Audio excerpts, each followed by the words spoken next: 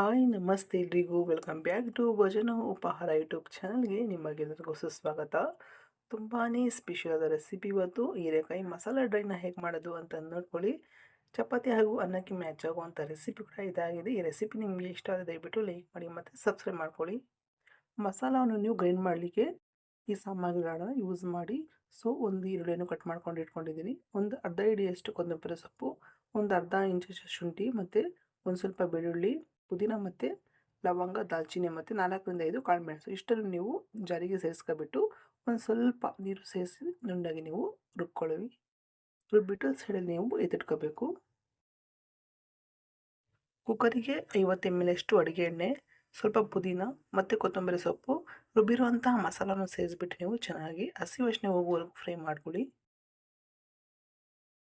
ಹೀರೆಕಾಯಿನ cut ಮಾಡಿಬಿಟ್ಟು ಚೆನ್ನಾಗಿ wash ಮಾಡಿ ನಾನು ಕುಕ್ಕರಿಗೆ ಸೇರಿಸ್ಕೊಳ್ತಾ ಇದ್ದೀನಿ. ಬಟಾಣಿ ಮತ್ತು ಹೀರೆಕಾಯಿ ಹಾಕ್ಕೊಂಡಿದ್ದೀನಿ. ಸೊ ಇದು ಹಾಕ್ಬಿಟ್ಟು ಚೆನ್ನಾಗಿ ನೀವು ಫ್ರೈ ಮಾಡ್ಕೊಳ್ಳಿ. ಸ್ವಲ್ಪ ರೋಸ್ಟ್ ಮಾಡ್ಕೋಬೇಕು, ಡ್ರೈ ರೋಸ್ಟ್. ದೊಡ್ಡ ಸೈಜ್ನ 2 ಟೊಮಾಟೆ ಹಣ್ಣನ್ನು ನಾನು ಸಣ್ಣದಾಗಿ ಕಟ್ ಮಾಡಿಬಿಟ್ಟು ಸೇರಿಸ್ಕೊತಾ ಇದ್ದೀನಿ ನೋಡಿ. ಸೇರಿಸ್ಬಿಟ್ಟು ನೀವು ಚೆನ್ನಾಗಿ ಮತ್ತೊಮ್ಮೆ ಬಾಡಿಸ್ಕೊಳ್ಳಿ. ಒಂದು 2 ನಿಮಿಷಗಳ ಕಾಲ ನೀವು ಚೆನ್ನಾಗಿ ಮಿಕ್ಸ್ ಮಾಡಿಕೊಂಡ್ರೆ ಸಾಕು. ಖಂಡಿತವಾಗಿ ಒಂದ್ಸತಿ ಟ್ರೈ ಮಾಡಿ ನೋಡಿ, ತುಂಬ ಚೆನ್ನಾಗಿರುತ್ತೆ ಇದು. ಮಸಾಲೆ ರುಬ್ಬಿರುವಂತಹ ಜಾರಿಗೆ ಸ್ವಲ್ಪ ನೀರನ್ನು ಸೇರಿಸ್ಬಿಟ್ಟು ನೀವು ಇದಕ್ಕೆ ಸೇರಿಸ್ಕೊಳ್ಳಿ. ಸೊ ಸೇರಿಸ್ಬಿಟ್ಟು ನೀವು ಒಂದು ಪ್ಲೇಟ್ ಮುಚ್ಚಿ ಒಂದು 5ರಿಂದ 10 ನಿಮಿಷಗಳ ಕಾಲ ಚೆನ್ನಾಗಿ ನೀವು ಬೇಯಿಸ್ಕೊಳ್ಳಿ.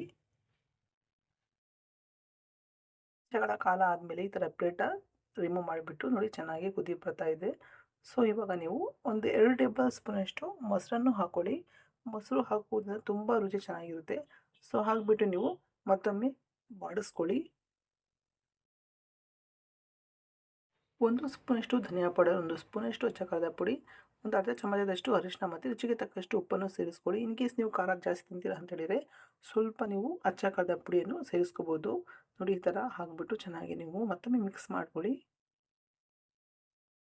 ಖಂಡಿತವಾಗಿಯೂ ಇದು ಚಪಾತಿ ಹಾಗೂ ಅನ್ನಕ್ಕೆ ಮ್ಯಾಚ್ ಆಗುತ್ತೆ. ಸ್ವಲ್ಪ ಥಿಕ್ನೆಸ್ ಬೇಕು ಅಂದರೆ ಚಪಾತಿ ಗಟ್ಟಿ ಮಾಡ್ಕೋಬಹುದು. ಸೊ ಬೇಡ ಅನ್ನಕ್ಕೆ ಅಂತ ಹೇಳಿದರೆ ನೀವು ಸ್ವಲ್ಪ ನೀರನ್ನು ಹಾಕ್ಕೊಂಡು ಸ್ವಲ್ಪ ನೀರಾಗಿ ಮಾಡ್ಕೋಬೋದು, ಏನು ಸಮಸ್ಯೆ ಇಲ್ಲ. ನಾನು ಮತ್ತೊಮ್ಮೆ ಒಂದು ಅರ್ಧ ಗ್ಲಾಸಷ್ಟು ನೀರನ್ನು ಹಾಕ್ಕೊತಾ ಇದ್ದೀನಿ. ಅಂದರೆ ಟೀ ಕುಡಿಯುವ ಲೋಟದಲ್ಲಿ ಒಂದು ಅರ್ಧ ಲೋಟದಷ್ಟು ನೀರು ಹಾಕ್ಕೊತಿದ್ದೀನಿ. ಸೊ ಅನ್ನಕ್ಕೆ ಬೇಕು ಅಂತ ಸ್ವಲ್ಪ ನೀರನ್ನು ಮಾಡ್ಕೊತಾ ಇದ್ದೀನಿ. ಹಾಕ್ಬಿಟ್ಟು ಚೆನ್ನಾಗಿ ಮತ್ತೊಮ್ಮೆ ಈ ಥರ ಮಿಕ್ಸ್ ಮಾಡ್ಕೊಳ್ಳಿ. ಒಂದು ಸ್ವಲ್ಪ ನೀವು ಅಂಗೈಯಲ್ಲಿ ಹಾಕಿಬಿಟ್ಟು ರುಚಿ ನೋಡಿ. ಏನಾದರೂ ನಿಮಗೆ ಉಪ್ಪು, ಹುಳಿ, ಖಾರ ಬೇಕು ಅಂದರೆ ನೀವು ಇದಕ್ಕೆ ಹಾಕೋಬೋದು. ಹಾಕಿಬಿಟ್ಟು ನೀವು ಒಂದು ವಿಸಲ್ ಮಾಡ್ಕೊಳ್ಳಿ. ವಿಸಲ್ ಬಂದ ತಕ್ಷಣ ನೀವು ಏರ್ ಔಟ್ ಮಾಡಿ.